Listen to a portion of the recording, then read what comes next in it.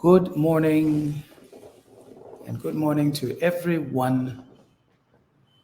And thank you. Thank you for making the decision to be with me this morning. I appreciate the attention. I appreciate your being part of this. I do appreciate your time. And once again, I want to thank you for making the decision to be here and to listen, watch this program that I have called Disappointed but Not Discouraged. And this is part 2 in a series. And the subtitle for this, as I have named it, is The Journey About Business in Ghana. So this is about business.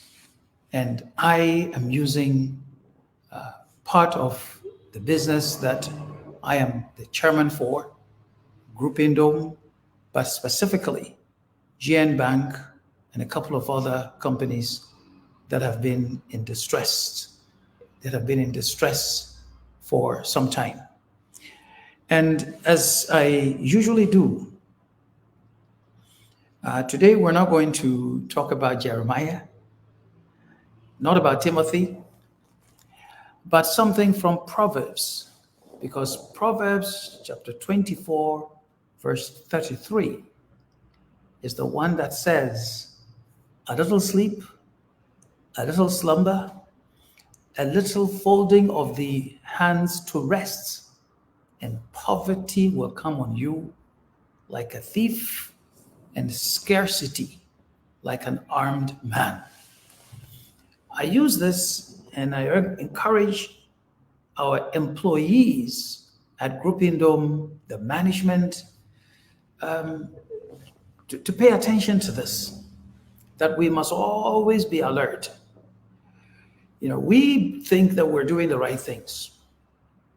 We believe that we're doing what is necessary, what is needed. But we never know who is out there, who is sort of taking a look at our activities. And I'm not just talking about competitors, because competitors, they are good. Competition is good. It makes you work harder, makes you polish up your act, and makes you be better if you're serious about the business.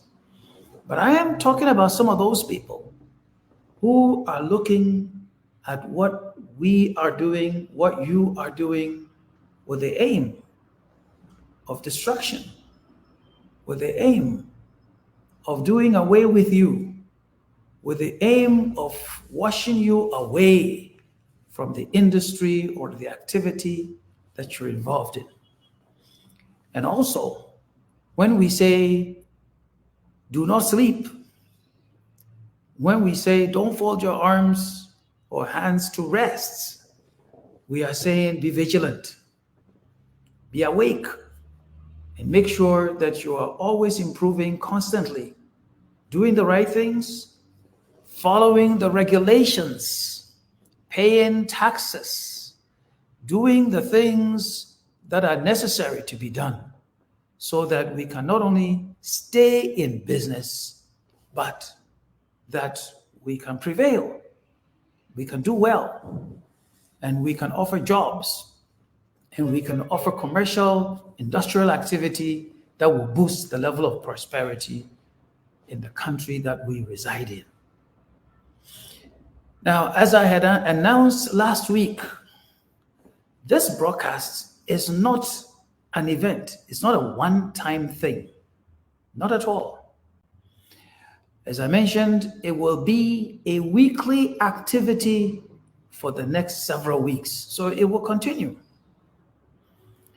And over the past 5 years, let me go on a bit. I want to do an announcement, a pre-event announcement. Very soon, maybe closer to the end of this month, it is our intention to hold a hashtag Bring Back GN Bank rally. A hashtag Bring Back GN Bank rally in my hometown, Elmina, Edna. So look out for the announcement and look out for where we are going to be doing this. And you have anything that has GN Bank colors, and here these are GN Bank colors, maroon and gold. Put it on and come to that event. It will be somewhere around 2 p.m.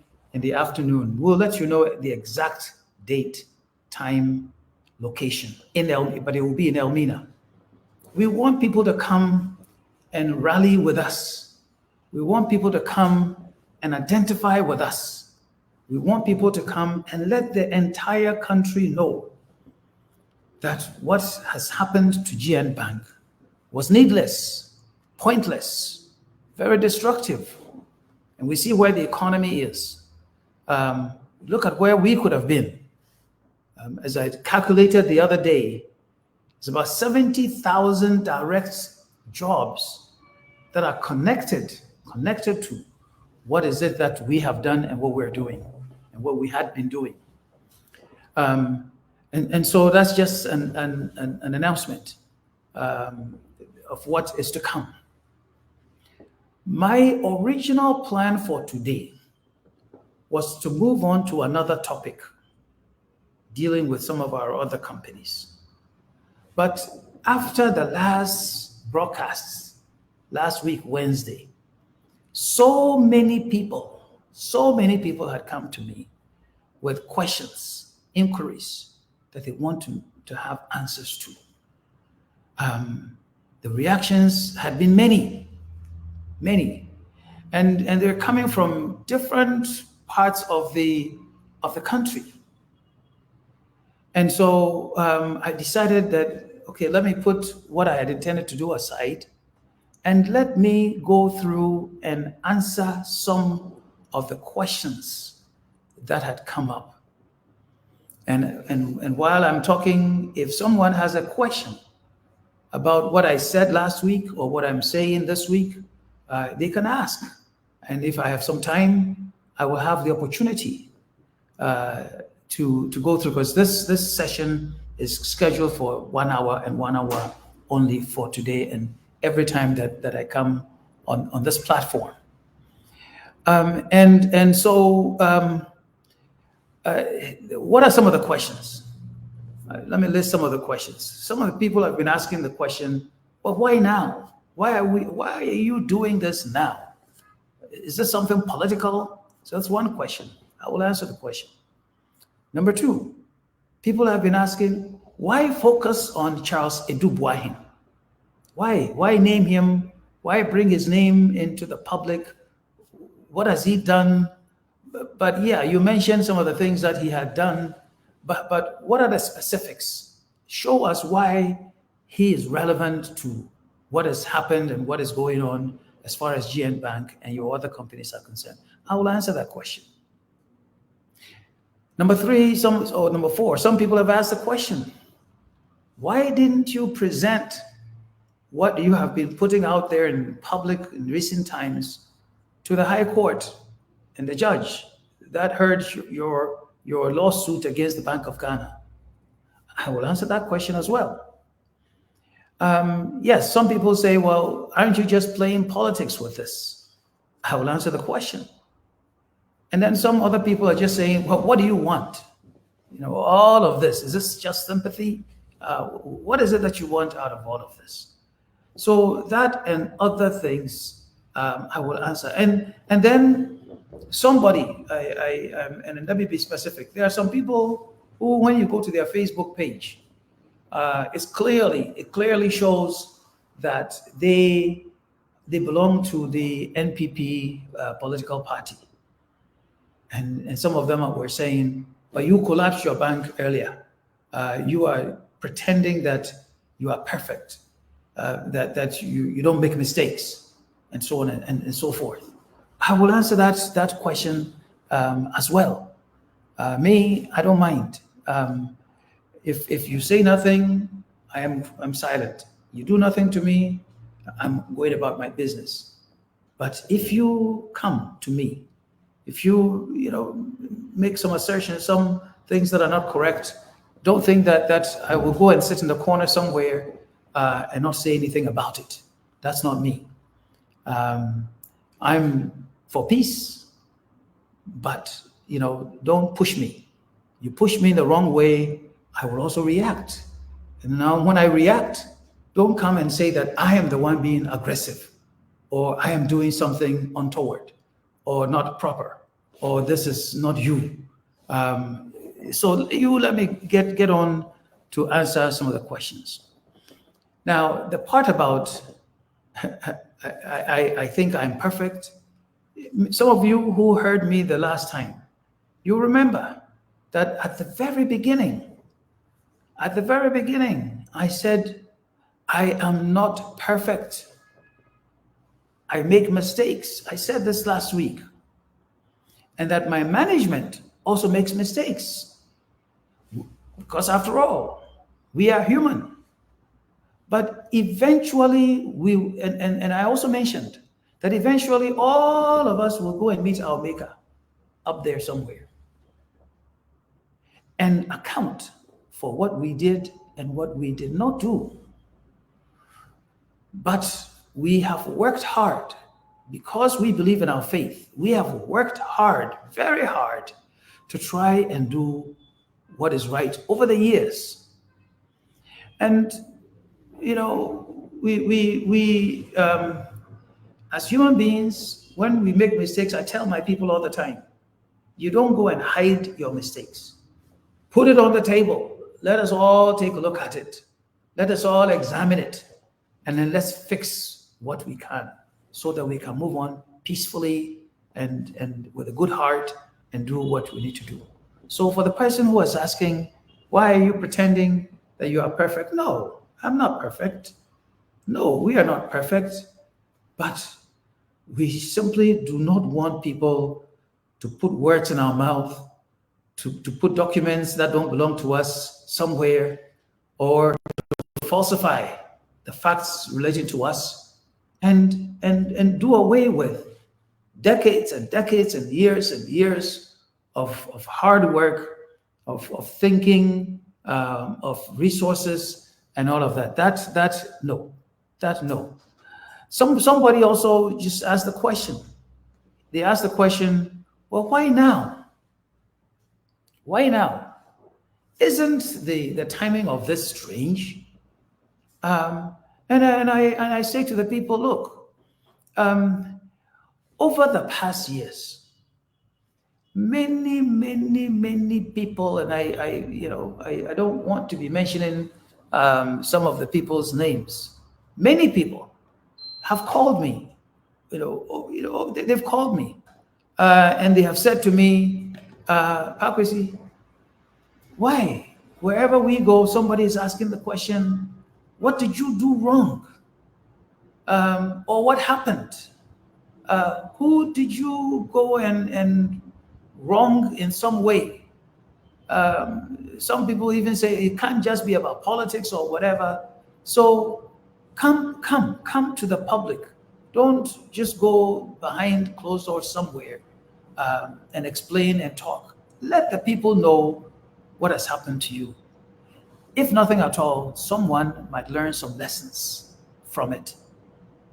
And the people I'm talking about, regular people, prominent people, they're chiefs, they're teachers, pastors, bishops, all manner of people within Ghana, people outside of Ghana who had heard about us before.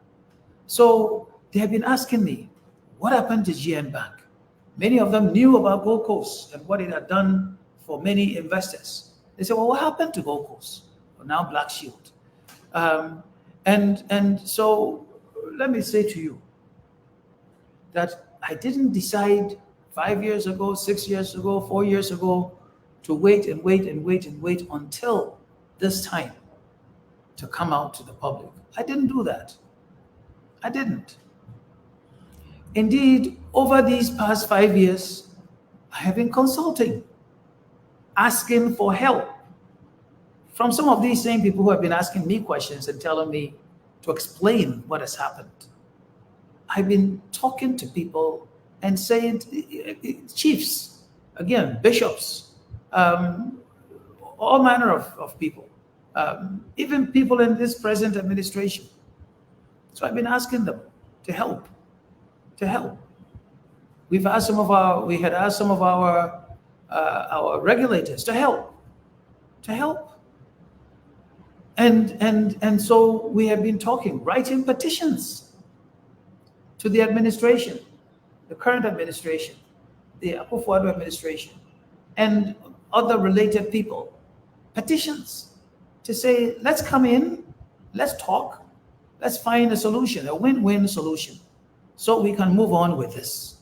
And with the main intent, how to ensure the safety and security of customer funds. Forget even our investment, but customer funds. We know where all these people come from. We know people from all over this country and outside who decided that based on our reputation, they would put their funds in our hands to manage on their behalf. And for several years, we had done well. We used to boast that, look, nobody had lost one pesewa who had invested their monies with us, whether from the bank or from our investment company. So we tried hard inside to try and fix the problems, find solutions, and move on. Unfortunately, all without much success. And again, there were two objectives. One, get our licenses back and get business going, create more, so that the jobs will be restored. And number two, more important than number one, to secure the investments or the funds of our customers. Okay.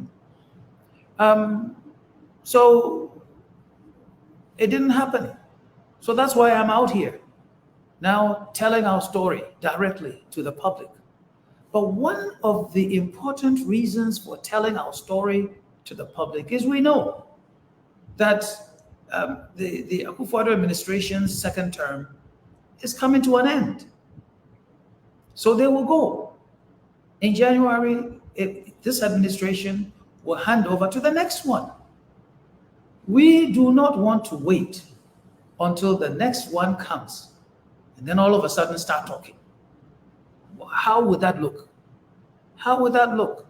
So we said, while the current administration is here, while there are people who were involved in putting challenges in our way, throwing blocks in front of us, collapsing some of our businesses, let us put our facts out there so that if someone in the present administration doesn't like what we're saying or disputes what we put out there, so that there's time for them to challenge it, put their facts out so we can understand and know the truth, because there can only be one truth.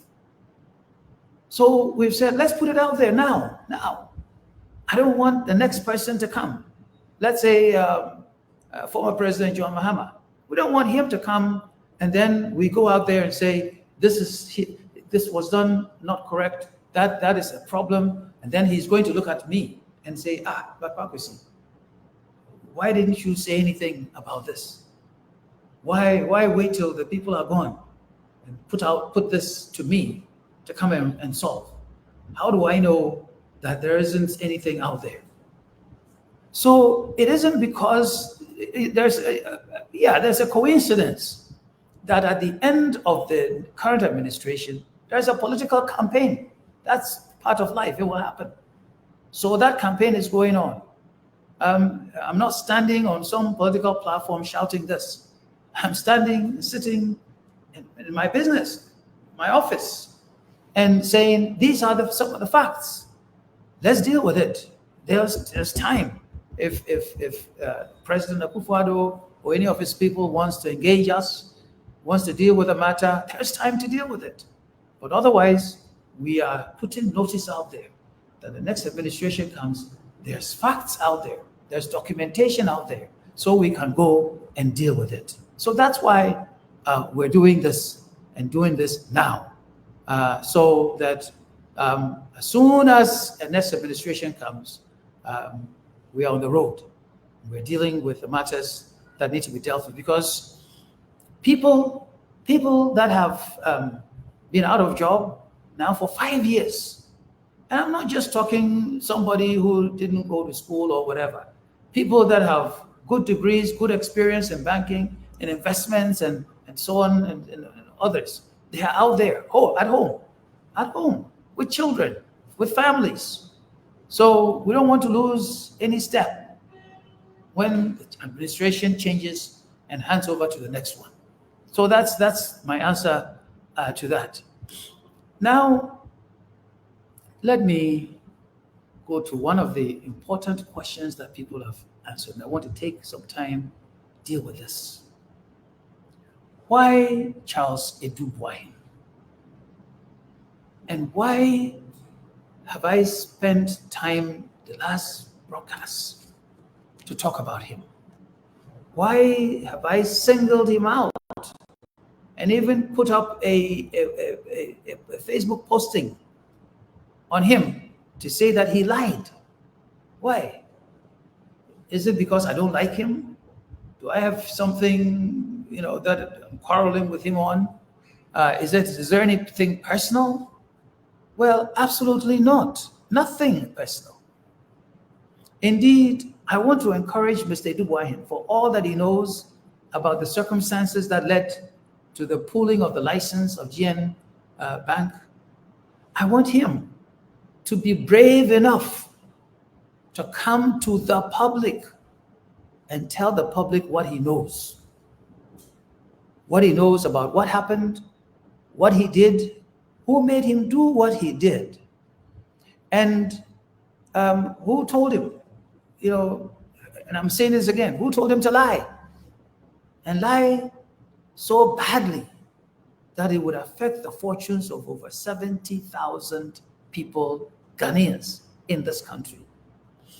The point I'm trying to make here is that if you are in a public office, see, public office is different from my private office. My private office, something goes wrong, it is me, other shareholders, my family, other people who suffer. But public office, if you do something and you don't think it through, if you do it in haste, if you do it just to go against somebody and you don't calculate the consequences, what happens? You hurt millions, thousands, hundreds of thousands of people. So let me explain why Mr. Charles Edouboahin. And why did he come into focus in the first place? He came into focus in the first place because of this particular letter. This letter. You will see this letter has Ministry of Finance on top. Okay? This letter, it was addressed to me. It was addressed to me. This letter was dated 7th August 2019. Was signed by Charles Edouboahin. It says Deputy Minister. But then if you look down here, it says for Minister. For Minister. So when somebody says signed for Minister, the assumption is that he signed it and with the authorization of the minister. And who was the minister at that time? This is 7th August 2019. It was Mr. Kenneth Kuntum Kununku Oforiatta. He was the minister. So he was signing on behalf of the minister. What I'm saying is there was a previous letter. That letter was signed by the minister himself. But this letter was signed for the minister by Mr. Charles Edubuahin. I'm saying that the consequences that this letter brought to bear on this system are so bad, so terrible, that Mr. Edubuahin should have resisted signing this. Now, what's in this? What's the content? I'll get the content to you. This letter says, we refer to discussions in respect of indebtedness of contractors owed by Ministry of Finance to Group Indo. That our review of the list of related IPCs from you provide the following summary of amounts validated as owed by, they say, Cocoa Board, 26 something million, Get Fund, 1 point something million, Ghana Highway Authority, 1.5 million, Department of Federal Roads, 1.2 whatever million, Department of Urban Roads, 111,000 and something. And then it says that they have released the sum of 2.886 million to Ministry of Roads and Highways to enable them to pay the amounts validated to the relevant contractors. I don't know where that money went. And then he says they have also written to Cocoa Board and Get Fund to take immediate steps to settle the validated amounts owed to the relevant contractors. Where even this small money, where is it? And then in respect of the unconfirmed IPCs, we advise that you take immediate steps in conjunction with the relevant contractors to ascertain the IPCs. So the total amount that Mr. Edubuahin, the total amount that he sent to us was 30,329,483 cedis and 84 pesos. What's more important even here is that he sends this letter, he copied to the Honorable Minister, Ministry of Finance, Honorable Minister, Roads and Highways, Deputy Ministers, the Governor of the Bank of Ghana, Chief Director, Minister of Finance, Get Fund Board Chairman, Cocoa Board Chairman, Auditor General, all of those. It is this letter that the Governor of the Bank of Ghana relied on to say, after all, these people don't have much money out there. It's only 30 point something million Ghana cedis. And so why are they talking plenty? What's the point? And this is what directly led to the pulling of the GN Bank license by the Governor of the Bank of Ghana, Dr. Ernest Addison.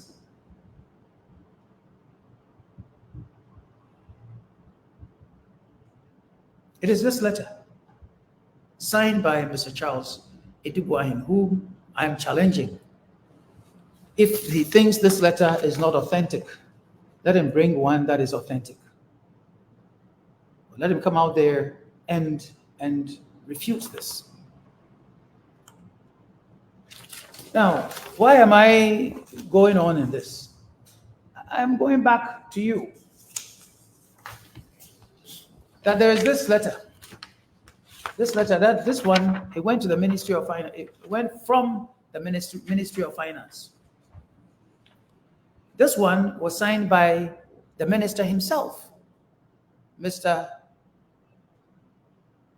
Kenneth Kuntunkunuku Oforiatta. Now, let's check the dates.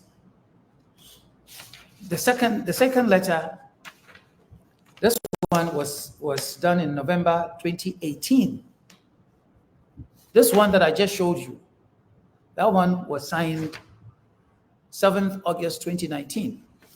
So in 2018, the Minister of Finance, under his own signature, has sent a letter to Dr. Ernest Addison, Bank of Ghana Governor, to tell him to tell him about an amount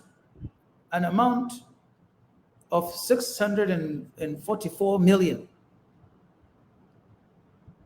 Okay, 644 million. And others. I mean, he has sent a letter to the Bank of Ghana. What I'm also saying is that Mr. Charles Adu Boahen was part of the people who validated the number of 640 million Ghana cedis that was put in a letter to the governor of the central bank. 640 million. So why would Mr. Adu Boahen a year later go and write a letter to say, oh, it's only 30 million Ghana cedis, and have it lead to the revocation of the license of GN Bank? Why? Why would he do that? And I'm also saying to you that, look, there are more documents. I'm not even sure which one to bring back again. But this thing here that I am showing,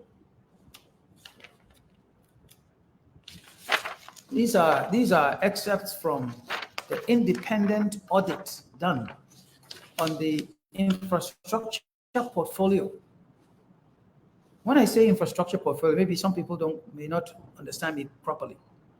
For years before this present administration came to the office, for years, our companies had been financing Cocoa Board, Cocoa Roads, Get Fund projects from the Road Fund, and others, bridges, roads, school buildings, sea defense projects, all of that over the years. And yes, when a government will go, another government will come, there might be a lapse in payment, but eventually the activity picks up.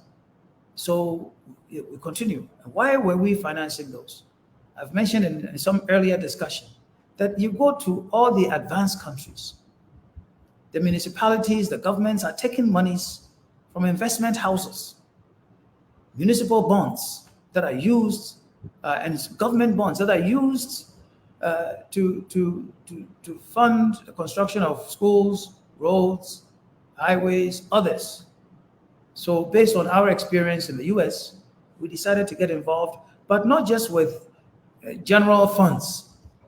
So Road Fund, there are earmarked funds. Get Fund, there are earmarked funds. Cocoa Board, Cocoa Roads, there are earmarked funds. So we had done this successfully for years. For years, ever since former President Kufuor's administration decided that it wasn't going to give advance money to contractors, but they would ask contractors, go and find money and pre-finance your project.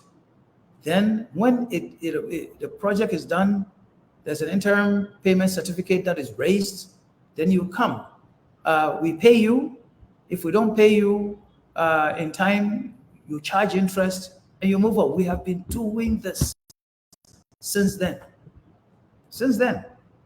successfully, until 2017, when the present administration came in and said, oh, we have to review everything all over again. Now, let me say to you, I'm going to show you another document. You see, in the rules and regulations, I'm covering up the letterhead where this came from, because it came from a private organization that had been asked to do the audit of the portfolio that I'm talking about. Now, why did we go to a private and independent auditing firm to audit the infrastructure portfolio? Because when we first mentioned the amount, initially we said, oh, 1.2 billion. Then we said, no, you add some things, it is 1.6 billion. So they said, and who was the direct party to this? Mr. Charles Adu Boahen said, no, Doc, this one, go and get an independent auditor to review. We did that. So the independent auditor reviewed everything. And when he was done, he even came up with an amount which was higher than what we had been talking about. All his working papers, documentation, everything were with the Ministry of Finance, and they still have them. It's there. And yet they refuse to pay. And let me give you an amount. There's an amount of 339,462,207 Ghana cedis and 75 pesos. Let me say that again. Certificates with face values of 339,462,207 cedis and 75 cents. We presented this back in 2018, early 2019. Said, pay us this money. This is due. It's owed. And these are the agencies. And if you pay us that money, at some point we said, okay, 200 million. Give us 200 million to start. And even we drop to 100 million to start. And then we can move on and keep our customers liquid, our businesses liquid, customers' monies will be shown as safe, and our businesses will continue. They didn't mind us. They didn't mind us. Only to get to the letter that Charles Adu Boahen wrote to say, oh, you only have 30 million. I hope everybody gets the point I'm trying to make.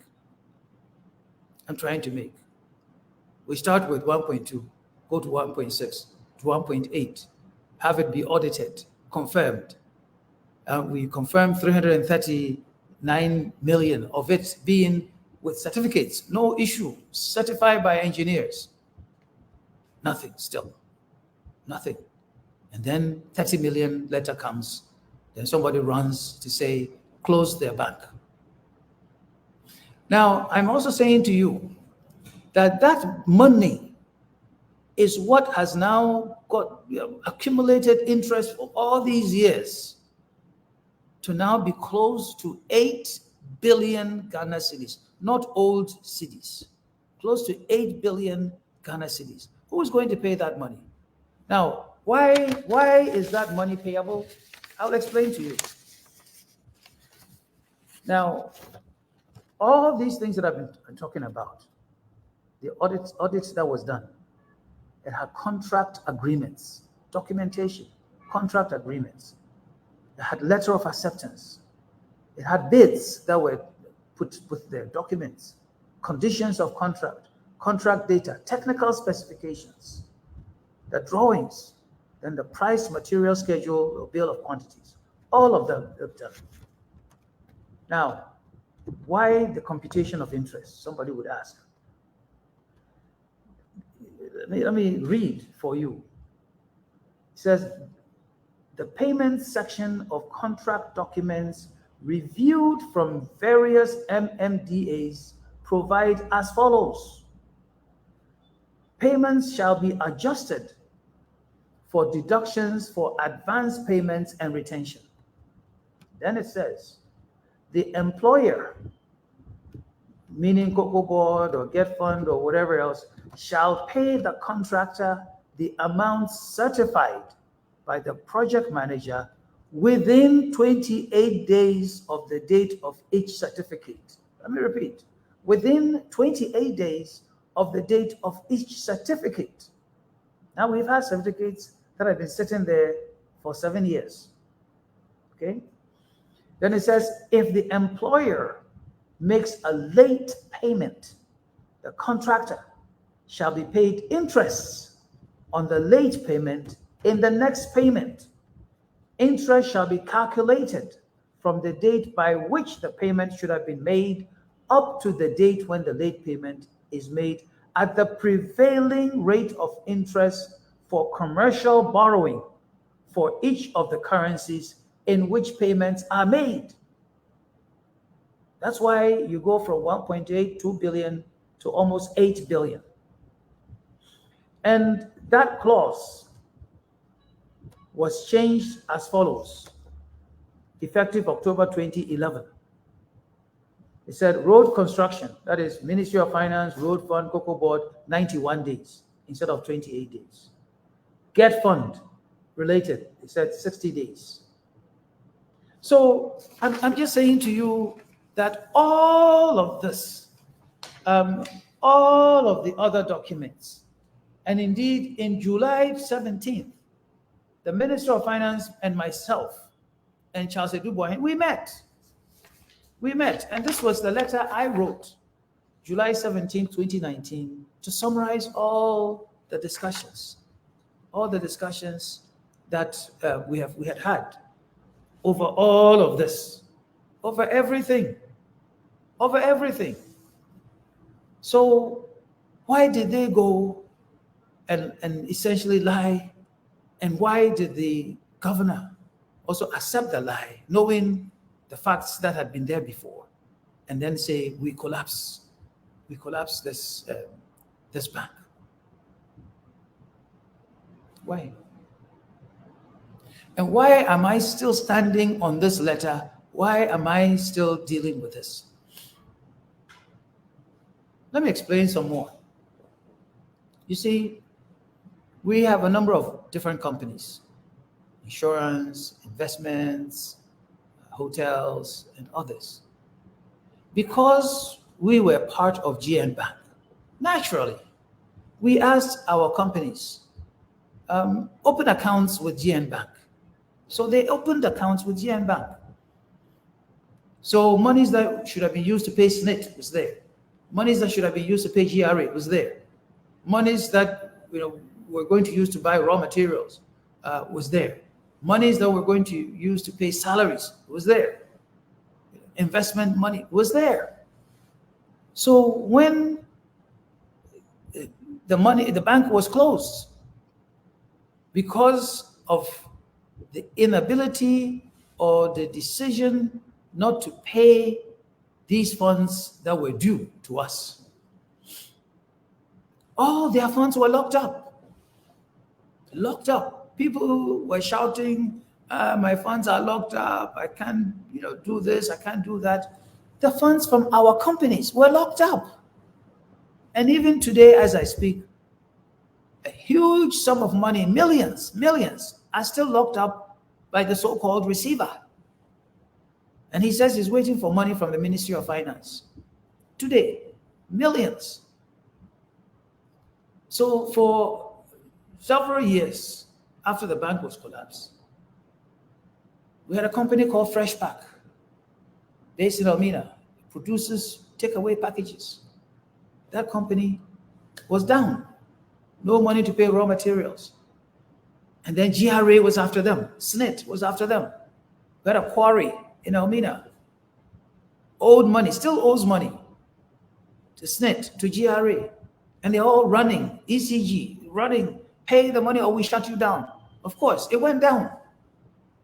These were money sitting with the receiver. We had insurance companies. They had funds that to use to pay claims. Funds that are not due to the insurance companies, to customers. So I want people to appreciate and understand, when Charles Adu Boahen signs a letter based on a lie that results in closing down of GN Bank, it doesn't just affect GN Bank. Because some people, they say, but they didn't close your insurance company. How come your insurance company is not working? Or they didn't close Freshpack. So how come Freshpack is not working? Some people are not doing the arithmetic, forming the relationships, looking at what is it that a related company does. So our monies were locked up for all of our businesses. So everyone suffered. And for a very long time, what we've been doing is going around the world looking for money to bring back to life some of these companies.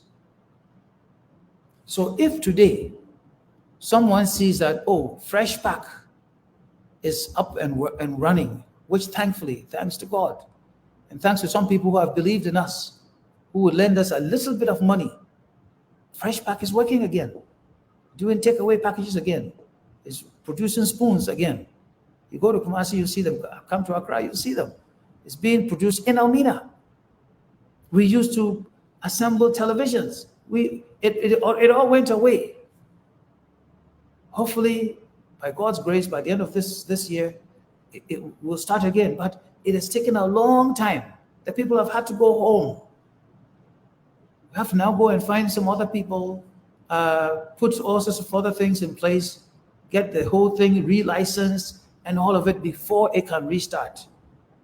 So one decision, I'm just still trying to say, you're a public servant.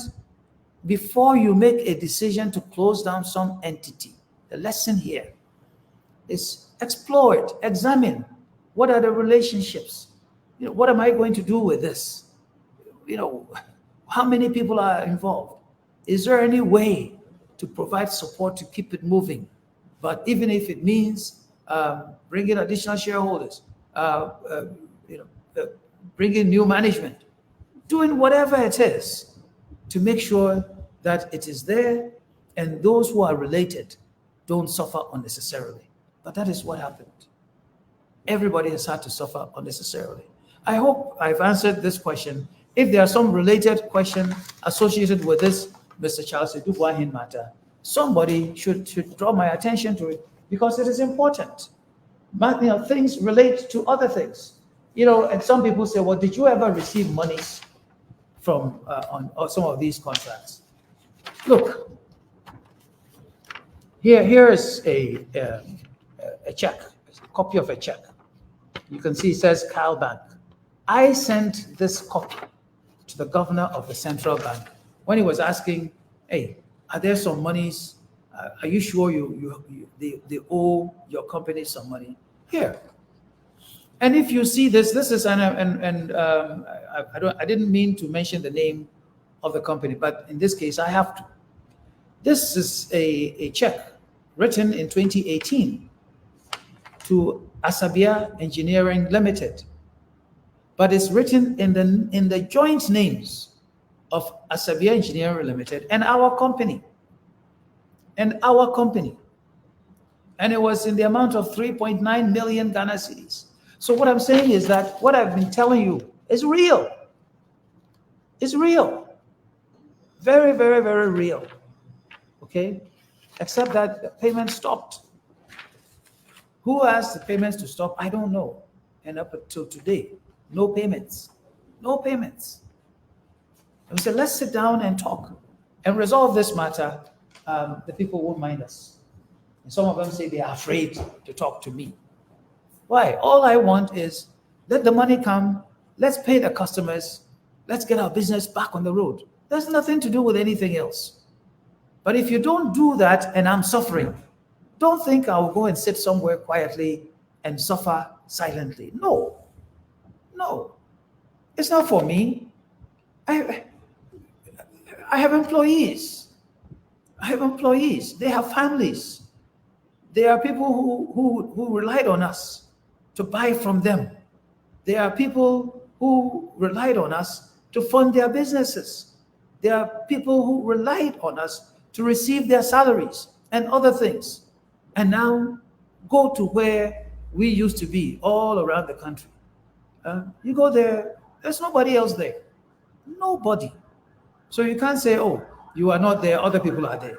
No. Willency, who is a Willency? Who is there? You go to Abambabin's town. Who is there? You go around. Who's in Avrongo? You just check. Kwame Dansu, who is there?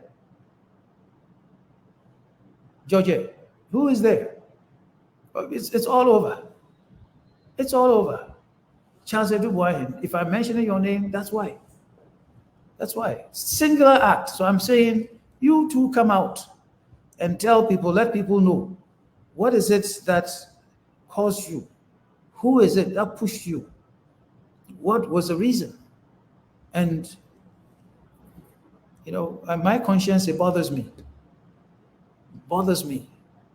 So every day when I get up, I say my prayers, I ask for forgiveness. I also ask that God helps me to do the right things always. And when I make a mistake, that he push me push my conscience to rectify, make amends, do the right things. That's what we should do. And then there was a question. Aren't you just playing politics with this? Hey, politics, many of you know that I've been a politician in Ghana. I ran to become an assembly member, elected, not appointed by anybody. Elected. I went around door to door, that Akotobinsin electoral area at that time in Elmina, to represent them at the KEEA assembly. So I know what it means to be in politics. I ran twice, and I became a member of parliament, elected from KEEA on the ticket at that time of the CPP. I know what the politics is like, and I know what motivated me to go there. Okay. I also decided that I would contest to become president of this republic. I tried. I did my best, but Ghanaians didn't buy my message. They voted for some other people. It's okay. It's life. So I understand the politics. But this has nothing to do with politics. Okay, nothing. I know there are some people yelling out there, elections have consequences. I agree. Elections have consequences. I try to tell Ghanaians, particularly 2008, 2012, 2016, 2020, I wasn't here. 2024, I'm telling you, yes, elections have consequences. Okay? But if I were to come here and do politics, there are certain things that I'll say to you. And those of us who are pushing me about the politics, look, it doesn't take a genius to figure that John Mahama, for example, he was president. He was president. He was vice president, then he was president. And in 2012, I competed against the late Atta Mills, who John Mahama was his running mate, too, and competed against Nana Akufo-Addo and others. I did. No, while I was competing, and also in 2016, while I was competing, everybody knows that the election, it wasn't just in the election year of 2016, 2015, so on and so forth. I competed vigorously. Some people in the north, they still, when they see me, they say, Shenko Oshe. Yes, I said that. And I said I could do a better job than John Mahama. But I'll tell you, did John Mahama, while he was in office, did he collapse my business? No. Even all the things that we said, that he wasn't doing this, he wasn't doing that, this one was short, all the things that needed to be improved. We said it, but we remained colleagues. We respected each other. We respected John Mahama. Nobody in his administration came to insult me. No. So when he would see me, he would say something, hey, Pakwesi, as you know, well, we competed. So when I see him today, I talk to him. So if I wanted to just come here and only just talk about John Mahama, I can do that easily. So people who are out there who are shouting politics, why? Is it because the administration here now is MPP and its vice president is looking to become the next president? If it was politics, why would I go to him? And his letter is here. Copy of the letter I sent to him is here. I sent it to him, the current vice president, that if I just wanted to do straight politics, I would say, why should I bother? Send a letter to him that, look, your administration is on its way out. So if you have time, if you are minded to, let's talk. Let's pay people who need to be paid. Let's give licenses back that need to be given. Let's get this economy moving. So if I want to mount a political platform, I know how to mount a political platform. And I know what to do when I stand up there. This is about jobs, jobs, jobs, jobs, jobs, jobs, jobs. And if someone does something that I appreciate, I will say so. I will say so. So let me say a couple of things in case some people say that, so why didn't you say this? Why didn't you say that? Just recently, some of the monies due Black Shield Capital or some Gold Coast Fund Management customers were paid to them. I appreciate that. It came from this administration, Nana Akufo-Addo and Dr. Mahamudu Bawumia. I don't have no problem saying I appreciate that some of the monies are being paid to them. They could have paid it to us to pay to the customers, but they paid it. What's important is that the customers got it, and there's more to be paid. I appreciate it. But I must also then turn around and say, John Mahama, in spite of all the things that we said against him, why?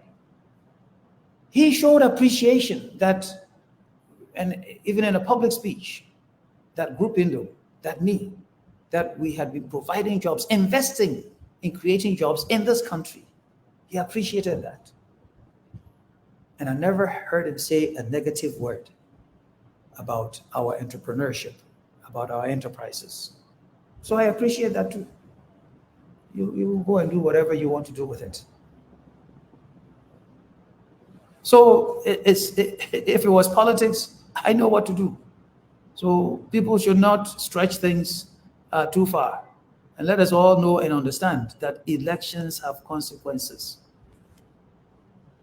So somebody then asks the question, what I'm putting out in the public, did we put this in court? Did we provide the documents? Did we, all of those things to the High Court? The answer is yes. The whole audited report, the document that the auditor provided, that showed the 1.8 or so billion Ghana cedis and the calculation to the 7 point something that is now almost 8 billion. It was all put in the record. It was with the judge. The 30 million was all there. We talked about the 640 million. It was all there. We talked about all the other things that had happened. They were all there. Now, don't come and ask me why that judge went around all of it and said that even some small monies they couldn't pay. Why they couldn't pay was all in there, which is why we are in Court of Appeals. So everything that we have has been made available. They have them. The court has them. Then I'll just mention one last question that somebody asked. Somebody asked, says, what do you want? What does it want? What does he want? Simple. I want jobs restored. With my hair and everything else. Why? What else do I want? What else do I want in this world? That efforts that we have made, hazardous roads, driving from here to anywhere that you can think of in this country. Roads, how bad, to Passat, to everywhere. We've traveled. We've had people sit and in places that they never dreamt of because we wanted to construct bank office buildings all over the country. And then we placed people there. It indeed was 2018. That was our target for getting to 300 branches. We actually put together more than 300 Some of them were not even opened when the crisis came. I want those things. So I'd like to get the licenses back. I'd like to get the jobs back. I'd like to get the assets back, repaired, so we can get started again. And we know how to do it. We know how to do it. So if you're asking me, what am I looking for? That's what I'm looking for. So those jobs can come back. I'm not talking about the 3,000 or the 6,000 or the 7,000. All the 70,000 related jobs to come back. And you will see what will happen in the next 4 years when that comes back. Because then all of our other companies too will rise. And those who rely on our companies, they will come back. It's jobs. That's what I'm looking for. What else do I need? I can go anywhere I want in the world. And many people in the different parts of the world, they know who I am. I don't have to prove anything to anybody any longer. It's just, let's get the jobs back. Let's get this economy moving again. And moving again, it doesn't just rely on some huge companies and on government. It relies on people like us who say, I have a little bit of money, let me go and start this business, start that business because there's a need. Because there's a need. So those who have something to do, we're bringing these things back. Let's start the conversation again, or continue the conversation. Bring these things back. And if we can't finish or can't start or it doesn't happen before the end of this administration, I'm saying I'm ready. The next one comes, I'm ready. Let's sit down and let's talk. Let's bring these jobs back. That's what Ghanaians are looking for. That is what the people are waiting for. It's not just me, there are others too. There are others too.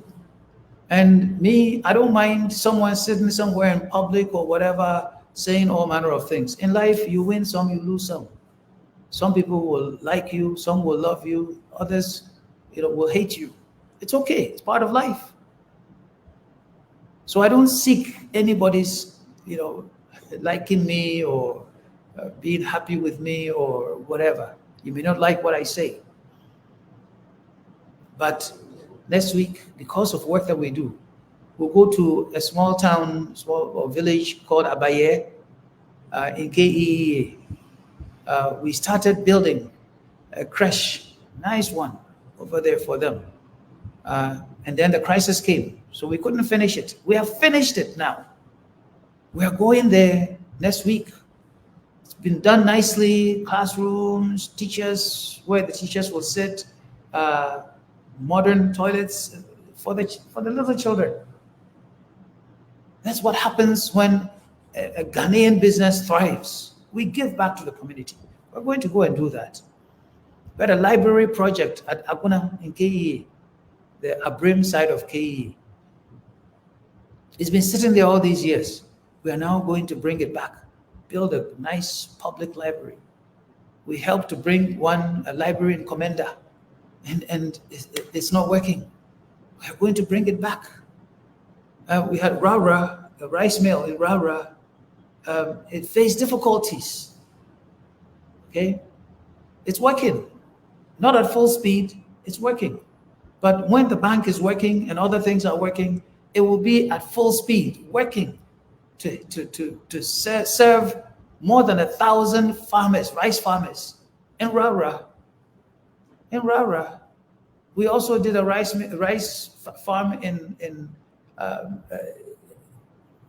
the Minister of Finance's town, or in his area, and that is there.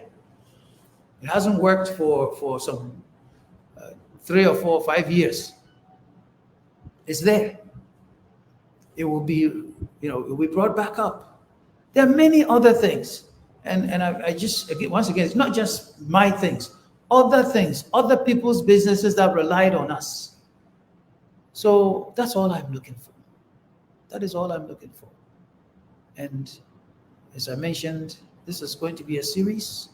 We will come back next week with a different topic, maybe related, but a different topic. And then, as I mentioned, somewhere I'll come up with a date and a time. We are going to mount a hashtag Bring Back GN Bank rally in Elmina, my hometown, with my people. And I want to show appreciation to them for the support they've given me all of these years when there have been challenges and difficulties. Yes, there are some people there in Elmina who have done the wrong things and who still today have not been motivated to be supportive. That's okay. Let them do what their conscience tells them to do. But the bulk of the Elmina people, when I go to Elmina, I'm happy because these are people who, no matter what happens, they encourage me. They make me want to do more. So I want to show appreciation. But we'll use that rally to call for change. When I say call for change, to bring those businesses back. So I want to thank you for spending a bit of your time today with me. We'll come back next week. God bless you, and God bless everything that you are trying to do so that you succeed, so that you prosper. Thank you very much.